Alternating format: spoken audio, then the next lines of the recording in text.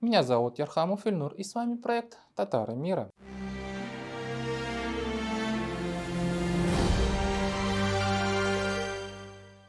Приветствую вас, уважаемые зрители, слушатели, комментаторы канала «Татары мира» и сообщества в соцсетях.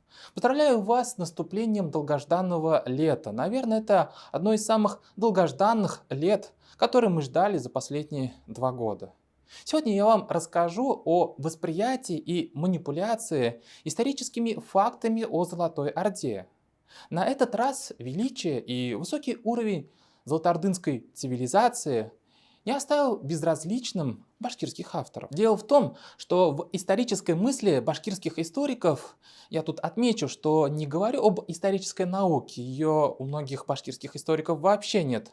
Так вот, именно в исторической мысли башкирских историков обычно принято критиковать, ругать и бронить Золотую Орду. Почему? Всему виной мифическая дата 1556 года, того самого года, когда якобы башкиры, якобы будучи уже сформировавшимся народом, вошли добровольно в состав русского государства Ивана Грозного. Так вот, эта дата, 1556 год, для них является более узловой и судьбоносной, что ли. Поэтому зачастую башкирские историки в своих книжечках пишут, как же безжалостно башкир грабили и ущемляли кровожадные казанские и золотоордынские ханы. В прошлом году, в самый разгар татаро-башкирской предпереписной дискуссии, в Уфе издается весьма любопытная книжонка. Называется она так: «Башкирский юрт Золотой Орды». Ее авторами стали уфимский писатель Валерий Злыгостев и весьма авторитетный в научных кругах уфимский археолог Владимир Александрович Иванов.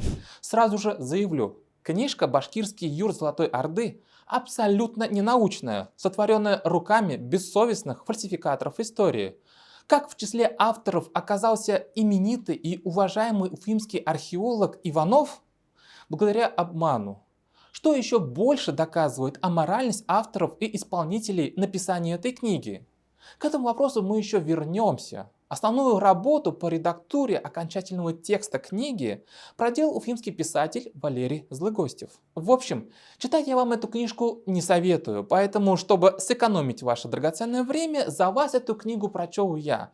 И вместе с этим подготовил критику некоторых положений, высказываний из книги, а также разоблачил откровенный миф, который в центре этой книги. Чтобы понять, в чем же пафос этой книги, достаточно взглянуть на не очень красочные карты, которыми снабжена эта книга. Итак, вот вам карта Золотой Орды по мнению Злыгостева. Вот тут Русь. Вот тут буквы А и Б, которыми Золотая Орда поделена на Ак-Орду и Кок-Орду. А посередине, между правым и левым крылом Орды, расположился некий башкирский юрт, Улус-Башкирия. А вот точечками даже заботливо проведена граница кочеваний башкир. Наверное, и по сей день по этой линии стоят какие-нибудь степные избушки, где 700-800 лет тому назад башкирские старшины проходили таможенный контроль, прежде чем выйти за пределы своих кочевий, оформляя себе, например, визу. Креатив автора Злыгостева на этой карте не ограничился. Он нарисовал вторую карту, где башкирский юрт заметно сокращен в размерах и перенесен на берега реки Дема, а хронологически закинут во времена разорительных походов Тамерлана на Золотую Орду. Название-то какое? Район размещения административно-хозяйственных центров башкирского юрта. Ну, то есть во времена Тамерлана и Тохтамыша именно в этом месте, по мнению фантазии Злыгостева, находился департамент кочеваний башкирских родов, Министерство по родовым ШЖР и исполком по сочинительству эпоса Урал-Батыр. Или что-то в этом роде. Да, вы абсолютно правильно все поняли. Главный посыл, главный пафос этой книжки – доказать, что во времена Золотой Орды существовал, функционировал некий башкирский юрт. Почему вдруг в 2021 году появилась нужда доказывать, что в средневековом государстве Золотая Орда наличествовал башкирский юрт? Все просто, друзья. 2020 и 2021 год были наполнены интенсивной татаро-башкирской исторической дискуссией, а ее активность объясняется проведением осенью прошлого года всероссийской переписи населения. Сами понимаете, что переписи в Башкортостане обычно превращаются в забавные чемпионаты по переписыванию уфимских татар северо-западных башкир. Поэтому заказчикам этой книги нужно было подготовить срочно исторический ответ в виде отдельной книжки о башкирах времен Золотой Орды. Чтобы не сильно палиться, было принято решение выбрать авторов с русскими фамилиями – Злыгостьев. А чтобы придать псевдоисторической книжке научный вес, в проект затащили авторитетного ученого Иванова. Повествование в книжке начинается очень даже прилично, как обычно это бывает в уважаемых исторических трудах, с обзора исторических источников, на которые опираются авторы, когда описывают те или иные исторические события, явления или персонажей. Поверьте, письменных исторических источников о средневековой Золотой Орде на самом деле не так много. Их число для погруженных специалистов известно и понятно. Новые письменные источники исследователями, конечно, находятся, но не так часто, чтобы эти источники кардинально меняли наше представление о Золотой Орде, чтобы из-за этого надо было каждый год переписывать книги о Джучической империи. Да, и степень достоверности, степень намеренной или непреднамеренной искаженности сообщаемых фактов и событий в этом ограниченном корпусе исторических источников специалистам-татароведам тоже уже установлена. Поэтому к традиционному корпусу исторических источников какие новые источники приплетает уфимский автор Злыгостьев, как вы думаете? Правильно, сказания и предания мифических шежеры. Когда Злыгостьев обозревает исторические источники, его методология понятная и очень детская. Ее суть, где вижу упоминание, которое отдаленно созвучно и похоже на слово башкир, значит там упоминаются современные башкиры. Скажем, Злыгостьев видит башкир в народе Тас и Баджиги из монгольского сокровенного сказания. Какие-то слова, похожие на слово башкир, есть и в летописи Лупсана Данзана Алтан Тапче. Но Злыгостьев не может объяснить, кто такие эти баджиги в монгольских летописях. Поэтому он изящно отфутболивает эту задачу другим исследователям. Раз не смог разъяснить, зачем тогда упомянул, Валерий Анатольевич? Да просто заказчик хочет видеть, что башкирский народ старше даже империи самого Чингисхана. Таким образом, данные монгольских летописей носят скорее символический характер. И прямой информации о событиях, имевших место на Южном Урале в середине 13 века, извлечь из них практически невозможно. Вместе с тем, упомянутые там факты представляют собой отправную точку для изучения вхождения Башкирии в состав Монгольской империи и улуса Джуч. Упоминание о башкирах Злыгостьев обнаруживает в трудах средневековых авторов Аршад ад-Дина, сборник летописей, Аноним Искандера, Муин ад-Дина Натанзи, Зафар Наме Низам ад-Дина Шами, в трудах Шараф ад-Дина Езди, Зайн ад-Дина. Ладно, не буду вас мучить этим на самом деле внушительным списком средневековых авторов. Отмечу, что какая-то удивительная картина получается. Смотрите, все эти арабские, персидские, тюркские авторы, проживающие в разных уголках Востока, в разных странах и в разных эпохах, то есть они все жили на самом деле в разных столетиях, как-то подозрительно, единодушно упоминают башкир. Вы не находите это странным? Сам Злыгостьев в своем тексте то, как именно упоминаются башкиры у этих авторов, конечно же, не приводит. А зачем ковыряться в арабоязычном тексте и быть честным? Редкий читатель отправится ведь перепроверять материал Злыгостьева по первоисточникам. Но самый важный корпус письменных источников по Золотой Орде и народов, населяющих ее, это записки и свидетельства европейских монахов. Это венгерский монах-доминиканец Юлиан, Иоганн Венгер. Почему? Да потому что в их сведениях есть наиболее конкретная информация. Монахи действительно путешествовали по Волго-Уралью в средние века и оставили четкие описания тех народов, с которыми столкнулись и встретились. Что ими двигало так далеко выдвигаться из Европы? Помимо желания везде и всюду распространить христианство, монахи еще хотели найти легендарную, на их период жизни, Великую Венгрию, то есть Магна Хунгария, ту самую страну, которая будет материнской их европейской Западной Венгрии. И они такую страну нашли. Точнее, они нашли родственных себе венгров на территории современного Башкортостана. Как вы понимаете, методология Злыгостьева в таком случае, которая называется «Вижу в письменном источнике слово, похожее на башкира, значит оно о башкирах», при обзоре письменных записей европейских монахов дает сбой. Что делать Злыгостев? Ну, не отказываться же от такого привлекательного и солидного корпуса источников, написанных европейскими грамотными авторами. Поэтому просто в те места, где пишут средневековые авторы о венграх, он пишет о башкирах. Бумага все стерпит. Венгерский монах-доминиканец брат Юлиан, предпринявший по распоряжению короля Беллы IV в 1235-1238 годах полной опасности путешествия на восток, целью которых было поиски легендарной прародины Великой Венгрии, оставил по этому поводу интересные воспоминания. Впоследствии они были записаны братом Рихардом в отчете о существовании Великой Венгрии. Башкирии, примечание автора. Да-да, вот это вот примечание, обозначенное в скобках, это личная и вольная приписка самого автора Злыгостева.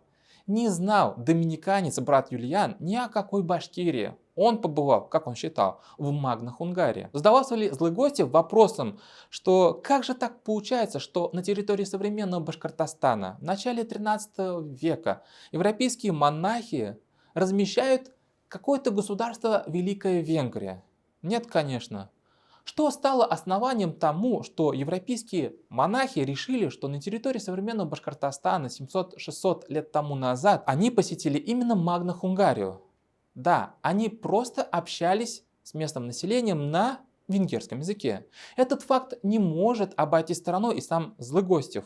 Вот, например, как искусно он цитирует венгерского монаха Юлиана, который достиг в 1236 году Великую Венгрию. Согласно этим записям, Юлиан, достигнув около 20 мая 1236 года в Волжской Великой Булгарии, в одном большом городе той же области нашел одну венгерскую женщину, которая выдана была замуж в те края из страны старейшей Венгрии, какую он, то есть Юлиан, искал. Она указала Юлиану пути, которые ему надо идти, утверждая, что через 2 дневки он без сомнений может найти тех венгров, которых ищет. Так и получилось.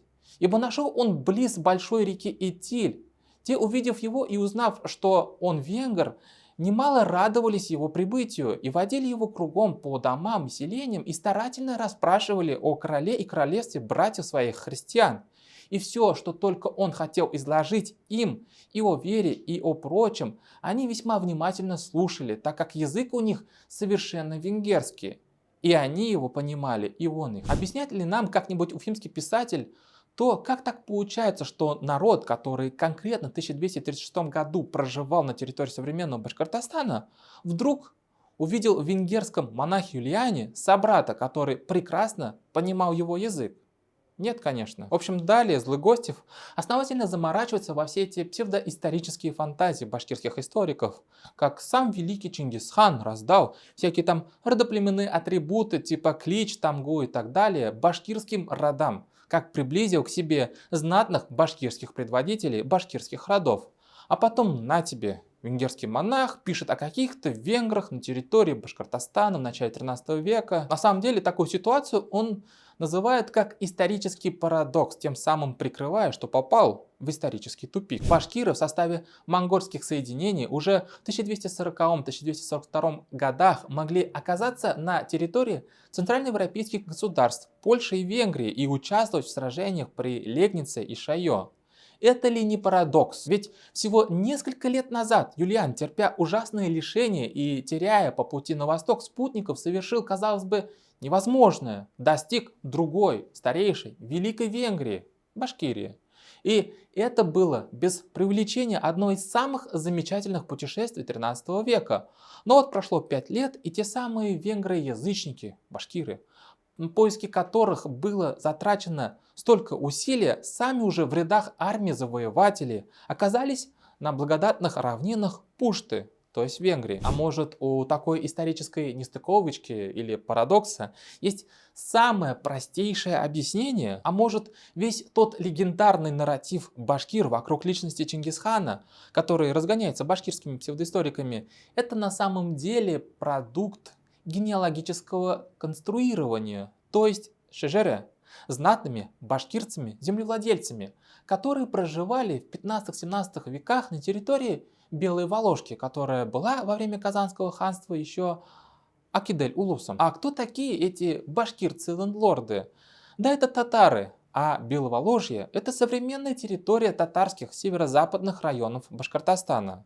Зачем татарским лендлордам нужно было возводить свой род аж до самого Чингисхана, прикрываться его культом? Дело в том, что перед ними стояла непростая задача к концу XVIII века — отстоять свои земли от российско-имперской промышленно-заводской экспансии. Вот народ и выставил в качестве защитной меры историческую отсылку к древности времен Чингисхана и на всякий случай добровольного якобы вхождения в состав русского государства при Иване Грозном. Мол, с тех самых далеких времен они и заполучили свои земли и вотчины. Надежных письменных источников, которые бы доказывали, показывали бы, ну или хотя бы намекали, что башкиры были башкирами на территории современного Башкортостана аж во времена Чингисхана и Батыя, таких источников нет. Кстати, по этому поводу Злыгостев почему-то очень сильно сокрушается и обижается. Видимо, так сокрушается его заказчик. Злыгостев выплескивает свою обиду на страницах книги в адрес казанских историков. Третий том академической истории татар с древнейших времен посвящен истории улуса Джучи. На его страницах башкиры и Башкирия этого периода отсутствуют вообще. Что, по нашему мнению, тут, видимо, Злыгостев имеет в виду своих заказчиков, башкирских этномиссионеров, придает этому фундаментальному по всем параметрам труду 1056 страниц, в работе над которым принимали участие выдающиеся ученые нескольких стран, некоторую ущербность. Вряд ли научную дискуссию можно подменить очевидным намеренным умолчанием. Тем более, что, например, разделы об отдаленных сибирских, кокордынских улусах или северных соседях башкир, народах Прикамья и Придуралья в эпоху Золотой Орды в истории татар размещены. Но может так получилось все-таки потому, что исторических источников о башкирах эпохи Золотой Орды просто банально нет? Давайте посмотрим, опираясь на какие данные, на какие письменные источники Злыгостев пишет о башкирском юрте в Золотой Орде. И вообще, почему именно юрт? Почему не ханство, например? Приводится ли в книге хоть какое-то аутентичное упоминание понятия башкирский юрт? Вот тут, например, Злыгостев ссылается на шежере племени Мин. Мол, там впервые упоминается понятие башкирский юрт. Читаем. В шежере племени Мин, Минка, наряду с русским, булгарским, туранским упоминается башкирский юрт. Родословный Углан-хана реальной исторической личности жил на рубеже 14-15 веков. Также существует сообщение о башкирском юрте, но только в отличие от родословия Мин, термин юрт применительно к ситуации используется не в контексте повествования, а звучит из уст некого Кутлы-Юл-Сесена, как название конкретной территории, расположенной по левому берегу Ак-Идели, устья Уфы. Место это называется юртом ханов и биев, а общее название башкирских земель обозначено как башкирский юрт. Злыгостев тут ссылается на книгу-сборник «Башкирские родословные», составленный Булгаковым и Надыргуловым. Давайте откроем тоже этот сборник и сами прочитаем это родословное, где упоминается впервые башкирский юрт. Да, в нем действительно сообщается, что некий Кутлы-Юл-Сесен, названный как представитель рода Дуван, произносит в диалоге с ханом Угланом понятие башкирский юрт, локализуя его в устье Уфы. Ну а какова сама история этого шежере, родословной? Что стоит за этой родословной? Дело в том, что эта родословная была составлена для конкретных нужд. Заказчик родословной хотел во время Российской империи выслужиться, получить дворянство, поэтому составил шежере примерно в конце 19 века. Его шежере расследовал титулярный советник и кавалер Мухаммед Салим Умедбаев и пришел к выводу, что этому документу, то есть родословной, доверять нельзя. Зачитаем его сопроводительную аналитическую справочку, опубликованную в этом же сборнике Булгакова и Надыргулова. Сие шежере списано со старого шежере, составленного в начале 1800 года. То старое шежере, должно быть, приказал составить токский старшина Исингул, сын Кайбкула, который говорил: «Сим шежере я исхлопочу признание в звании Мирзы». И, придя к нам, юмранам на Ак-Идели, ходил по многим людям и собирал деньги. Не заплативших ему той порой он не вписал в список, а заплативших показал в списке. Так, меж 7 сыновей Габбаса, потомком Мирзы, он записал только Бердигула. Верность его Шежере он не засвидетельствовал ни в каком-нибудь присутственном месте, ни у начальства, и подал список только с бумагой от кантонного помощника и некоторых стариков, свидетельствующий: эти люди потомки ханов.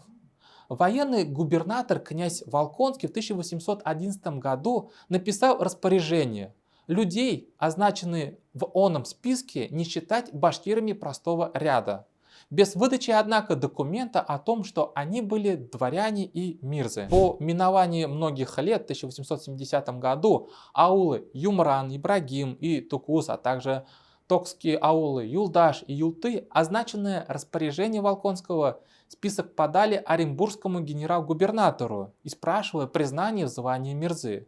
На каковое прошение генерал-губернатор отвечал: издавать о признании дворянами и мирзами указ – дело не мое, а дворянского депутатского собрания. Засим подали в депутатское собрание. Сие собрание также отклонило он и список из Шежере. Они не засвидетельствованы и в присутственном месте как верные, поэтому они негодны как документы. А слова кантонного помощника документом не посчитало. И так как иных документов не имелось, то дело остановилось.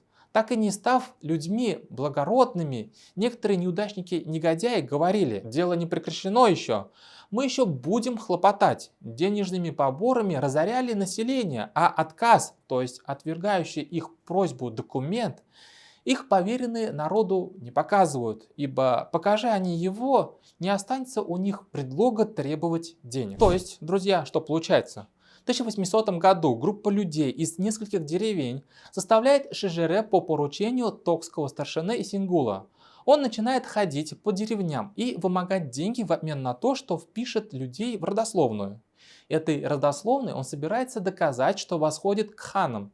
Поэтому ему сейчас нужно получить статус дворянина вместе со всеми теми, кто ему заплатит деньги. В итоге он получил какое-то устное признание в правдивости своей родословной от военного губернатора Волконского. Но только устное, а не письменное. И вот уже 1870 год жители деревень Юмран, Ибрагим, Тукус, Юлдаш, Юлты обращаются к оренбургскому генерал-губернатору, а потом к дворянскому собранию, чтобы на основании этой родословной получить дворянский статус. А им в ответ: документов, подтверждающих ваше родословное, нет. До свидания. Но эти заказчики родословной ушлые и продолжают собирать деньги с людей за то, что вписывают их в сфальсифицированное родословное. А что в итоге получается? В 2021 веке уфимский писатель Валерий Злыгостев пишет книжку о каком-то башкирском юрте Золотой Орде на основании юмрановской родословной, где он вычитал слово башкирский юрт. Правда, саму эту родословную органы власти в Российской империи, то есть дворянское собрание и расследователь Мухаммед Салим Умедбаев, посчитали Филькиной грамотой, с помощью которой у простых татар Уфимского уезда вымогают деньги. Как вам такое? В общем, во всей книге Злыгостева вы больше не найдете письменных источников, где зафиксировано понятие башкирский юрт. Да, встречаются такие исторические понятия, как башгирт, башгырт, паскатир и так далее у средневековых, восточных и европейских авторов и путешественников. Но это обозначение лишь земли, области, какой-то территории, при этом без четких и единогласных между средневековыми авторами координат местоположения этой самой территории – Башгырт, Башкирт, Паскатир. Теперь, понимая всю степень сфальсифицированности книги, задаемся вопросом: как же в авторы книги угодил такой авторитетный археолог Владимир Александрович Иванов? Авторы книги «Башкирский юрт Золотой Орды» заметно часто ссылаются на книгу «История Башкортостана. Древность Средневековья», написанную одиозным башкирским археологом Ниязом Мажитовым. Правда, отношения между археологом Владимиром Александровичем Ивановым и Ниязом Мажитовым далеко не теплые. Более того, конкретно на эту книгу Мажитова «История Башкортостана. Древность Средневековья» Владимир Иванов вместе с ученым Дмитрием Васильевым из Астрахани, написали разгромную, критическую и разоблачающую статью в 2015 году в журнале «Золотоордынское обозрение». Их статья называется «Метаморфозы истории Золотой Орды в 21 веке».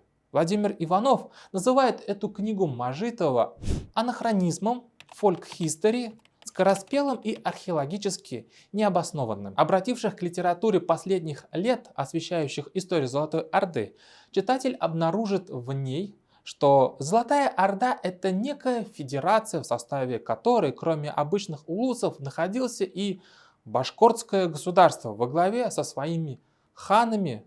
Этот вывод, пользуясь современным молодежным сленгом, можно было бы определить как прикол.